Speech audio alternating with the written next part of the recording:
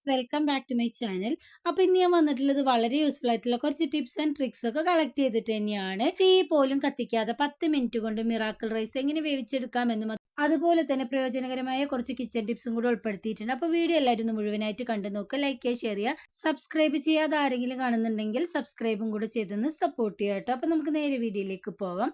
ഫസ്റ്റത്തെ ടിപ്പ് എന്താണെന്ന് നോക്കാം. അതിനുവേണ്ടി ഞാൻ ഫ്രഷ് ആയിട്ടുള്ള പപ്പായ മരത്തിൽ നിന്ന് ഇപ്പോൾ പറിച്ചിട്ട് വന്നതാണ് കേട്ടോ. അപ്പോൾ ഞാൻ ജസ്റ്റ് ഒന്ന് വരഞ്ഞ് കാണിച്ചപ്പോൾ തന്നെ നിങ്ങൾക്ക് കാണുന്നുണ്ടാവും, നന്നായിട്ട് അതിൽ നിന്ന് പാല് വരുന്നുണ്ട്. നിങ്ങൾ ഈ ഒരു പാല് വെറുതെ കളയാറായിരിക്കും അല്ലേ?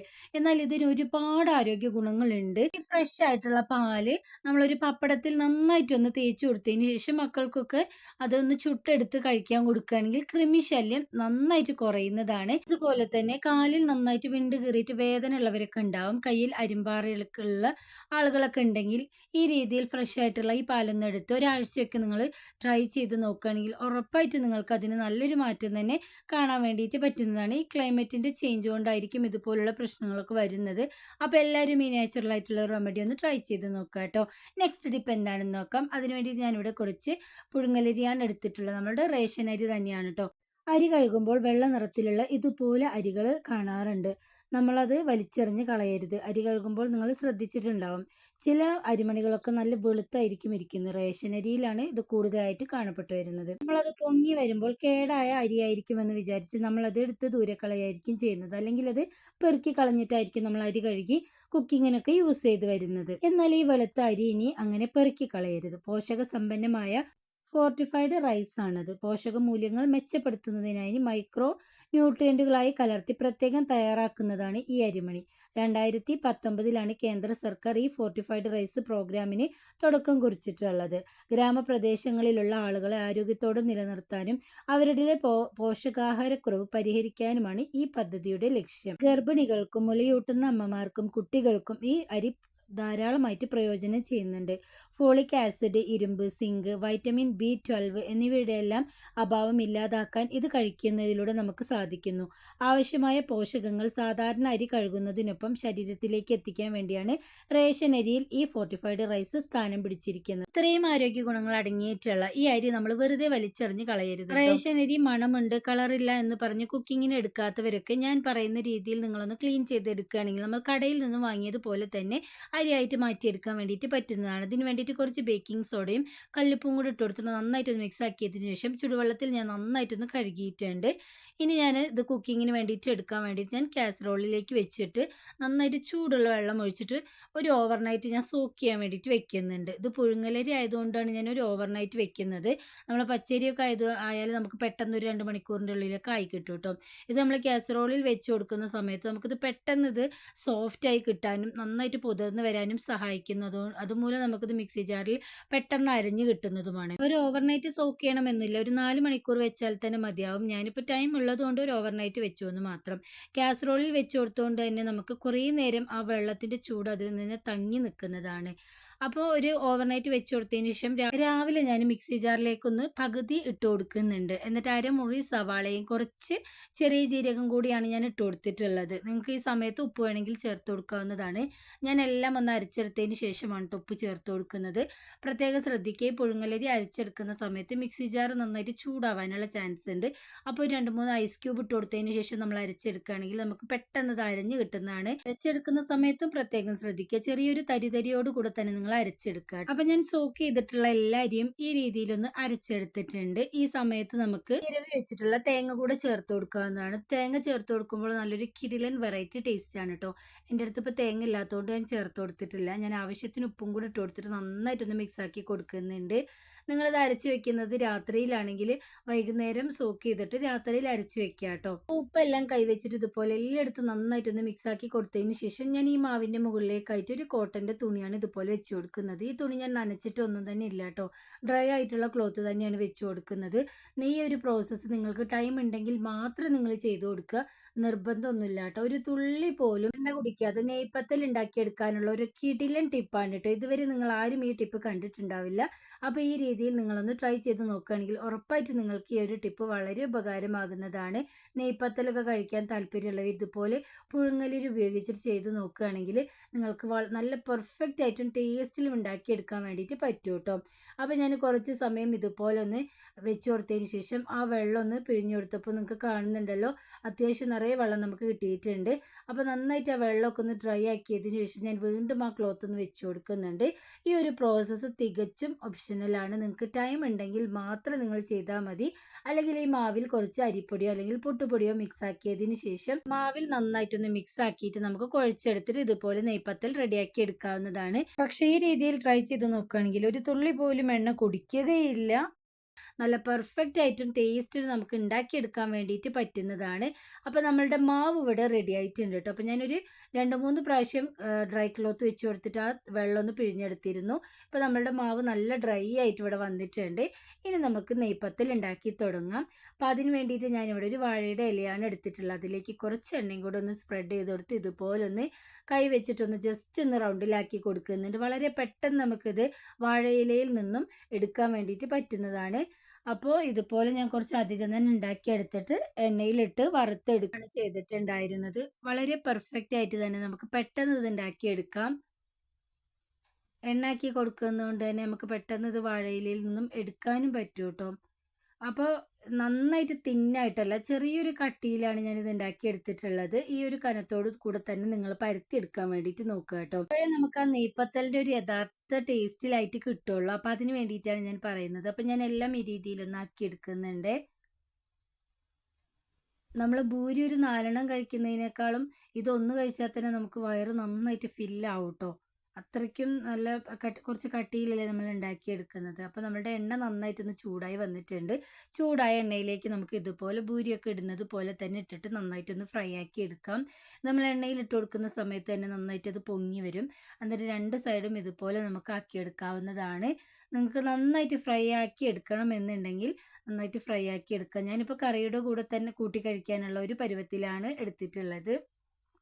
കട്ടൻ ചായയുടെ കൂടെയൊക്കെ കൂട്ടി കഴിക്കാനാണെങ്കിൽ നല്ല ഫ്രൈ ആക്കിയിട്ട് നിങ്ങൾക്ക് ക്രിസ്പി ആയിട്ട് എടുക്കാവുന്നതാണ്. അതും അടിപൊളി ടേസ്റ്റ് തന്നെയാണ് കേട്ടോ. ഞാനിതിൽ വലിയുള്ളിയാണ് ചേർത്തതെന്ന് പറഞ്ഞല്ലോ. എനിക്ക് ടൈമില്ലാത്തതുകൊണ്ടാണ് ഞാനിവിടെ വലിയുള്ളി ചേർത്തിട്ടുണ്ടായിരുന്നത്. നിങ്ങൾക്ക് ടൈം ഉണ്ടെങ്കിൽ ചെറിയ ഉള്ളി ചേർത്ത് കൊടുക്കുകയാണെങ്കിൽ ഒന്നുകൂടെ ഒന്ന് ടേസ്റ്റ് നന്നായിട്ട് വരുന്നതാണ്. രാത്രി തന്നെ ഇത് ഉണ്ടാക്കിയെടുക്കുന്ന ദിവസം കുറച്ച് ചെറിയ ഉള്ളി ഒന്ന് തൊലിച്ച് വെക്കുകയാണെങ്കിൽ ഇതിലേക്ക് നമുക്ക് ഇട്ട് കൊടുക്കുകയാണെങ്കിൽ അടിപൊളി ടേസ്റ്റ് തന്നെ ആയിരിക്കും കേട്ടോ. ഇത് എണ്ണയിലേക്ക് ഇട്ട് കൊടുക്കുമ്പോൾ തന്നെ ഇതുപോലെ നല്ല ഫ്ലഫി ആയിട്ട് നന്നായിട്ട് വരുന്നതാണ്. അപ്പോൾ എല്ലാവരും ഈ രീതിയിലൊന്ന് ട്രൈ ചെയ്ത് നോക്കുക. നിങ്ങൾക്ക് എന്തായാലും ഇഷ്ടപ്പെടും. അതുപോലെ തന്നെ ഈ രീതിയിൽ നിങ്ങൾ ഉണ്ടാക്കിയെടുക്കുകയാണെങ്കിൽ ഒരു തുള്ളി പോലും എണ്ണ കുടിക്കുകയില്ല. നല്ല പെർഫെക്റ്റ് ആയിട്ടും ഹെൽത്തി ആയിട്ടും നമുക്ക് ഉണ്ടാക്കിയെടുക്കാൻ വേണ്ടിയിട്ടും പറ്റുന്നതാണ്. ചിക്കൻ കറി, ബീഫ് കറി, കടലക്കറിയുടെ കൂടെയൊക്കെ അടിപൊളി ടേസ്റ്റ് തന്നെയായിരിക്കും കേട്ടോ. അപ്പോൾ ഇതുവരെ നിങ്ങൾ ഇതുപോലെ ട്രൈ ചെയ്ത് നോക്കിയിട്ടില്ലെങ്കിൽ ഒന്ന് ട്രൈ ചെയ്ത് നോക്കണേ. അപ്പോൾ റേഷൻ അരി നിങ്ങളൊന്ന് കുക്ക് ചെയ്യാതെ എടുത്ത് വെച്ചിട്ടുണ്ടെങ്കിൽ ഈ രീതിയിലൊന്ന് ട്രൈ ചെയ്ത് നോക്കുകയാണെങ്കിൽ നിങ്ങൾക്ക് എന്തായാലും ഇഷ്ടപ്പെടും കേട്ടോ. എല്ലാവരും ഒന്ന് ട്രൈ ചെയ്ത് നോക്കിയിട്ട് ഫീഡ്ബാക്ക്സ് അറിയിക്കണേ. തിരക്കേറിയ സമയത്ത് നമ്മളുടെ ജോലികൾ എളുപ്പമാക്കാൻ വേണ്ടിയിട്ട് നമ്മൾ ആശ്രയിക്കുന്ന ഒന്നാണ് കുക്കർ. നമ്മൾ ഈ കാര്യങ്ങളൊന്നും ശ്രദ്ധിക്കാതെ പെട്ടെന്ന് അരിയോ പരിപ്പോ ഒക്കെ വേവിച്ചെടുക്കുകയാണെങ്കിൽ അതിൽ വലിയൊരു അപകടം തന്നെ വിളിച്ചു വരുത്തുന്നതാണ്. അപ്പോൾ അതിന് വേണ്ടിയിട്ട് നമുക്ക് എന്തൊക്കെ ചെയ്യാമെന്ന് നോക്കാം. അപ്പോൾ ഫസ്റ്റ് ഞാനിവിടെ വിസിലൊന്ന് ഊരിയെടുത്തതിന് ശേഷം അതിൻ്റെ ഉള്ളിലേക്ക് കുറച്ച് വെള്ളം ഒഴിച്ച് കൊടുക്കുന്നുണ്ട്. ഇപ്പോൾ നിങ്ങൾക്ക് കാണുന്നുണ്ടാവും ഇതിന് 4 ഹോളുണ്ട്. 4 ഹോളിൽ നന്നായിട്ട് വെള്ളം വരുന്നുണ്ട്. എവിടെയും ബ്ലോക്കോ കാര്യങ്ങളോ ഒന്നും തന്നെ ഇല്ല. ഇനി അടുത്തതായിട്ട് ഞാനിവിടെ ചെക്ക് ചെയ്യാൻ വേണ്ടിയിട്ട് പോകുന്നത് ഈ കുക്കറിൻ്റെ മൂടിയാണ് കേട്ടോ.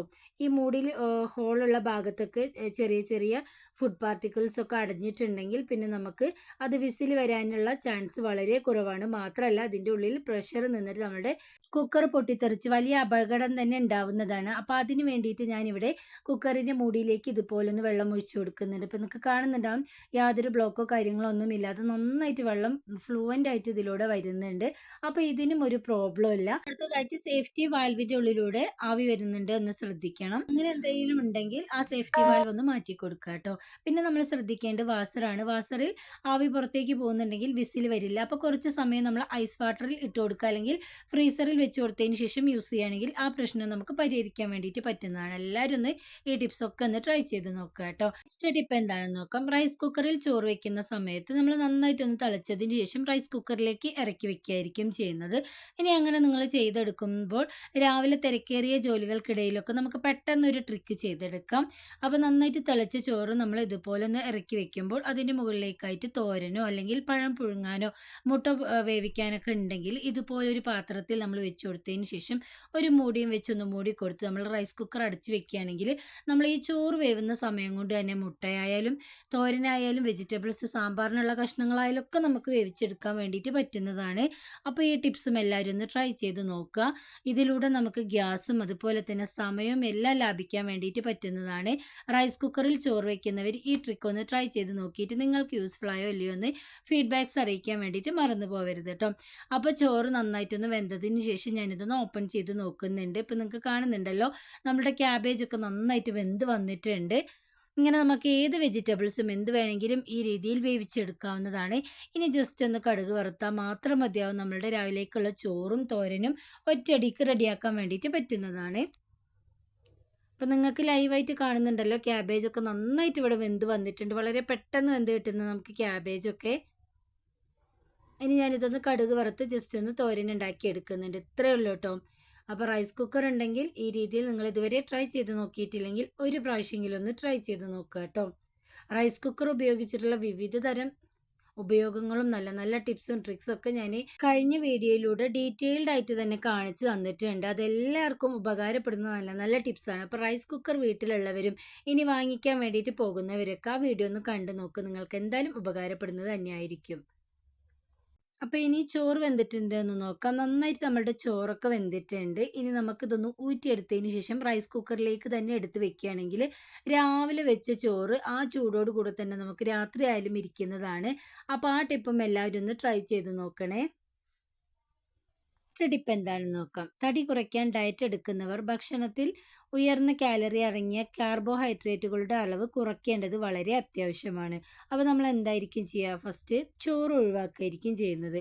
എന്നാൽ ചോറ് കഴിച്ച് തടി വെക്കില്ലെന്ന് മാത്രമല്ല, മെലിയാൻ കൂടെ സഹായിച്ചാൽ എത്രയ്ക്ക് നന്നായിരിക്കും. അതാണ് നമ്മളുടെ ജപ്പാനിൽ മിറാക്കിൾ റൈസ് എന്ന് വിളിക്കുന്ന ശിരാതകി എന്ന ഇനം അരിയെക്കുറിച്ചാണ് കേട്ടോ ഞാൻ പറഞ്ഞു വരുന്നത്. അരി എന്ന് വിളിക്കുന്നുണ്ടെങ്കിലും ശിരാതകി അരി ഉണ്ടാക്കുന്നത് നെൽച്ചെടിയിൽ നിന്നല്ല, കിഴക്കൻ ഏഷ്യയിൽ വളരുന്ന കിഴങ്ങുവർഗ സസ്യമായ കൊഞ്ചയ്ക്കിൽ നിന്നാണ് കേട്ടോ.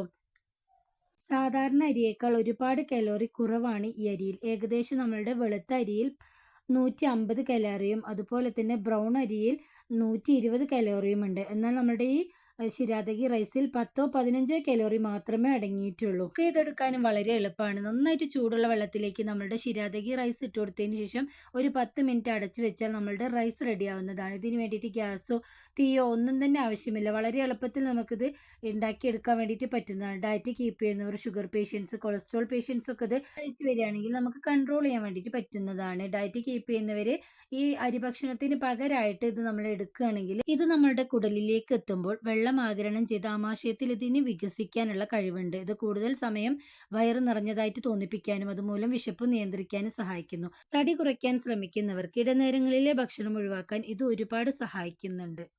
ഇത് നമുക്ക് ഓൺലൈനായിട്ടും അവൈലബിൾ ആണ്. അപ്പോൾ എല്ലാവരും വാങ്ങിച്ചിട്ടൊന്ന് യൂസ് ചെയ്ത് നോക്കുക. നല്ലൊരു വീഡിയോ ആയിട്ട് വരുന്നത് വരെ എല്ലാവർക്കും ബൈ.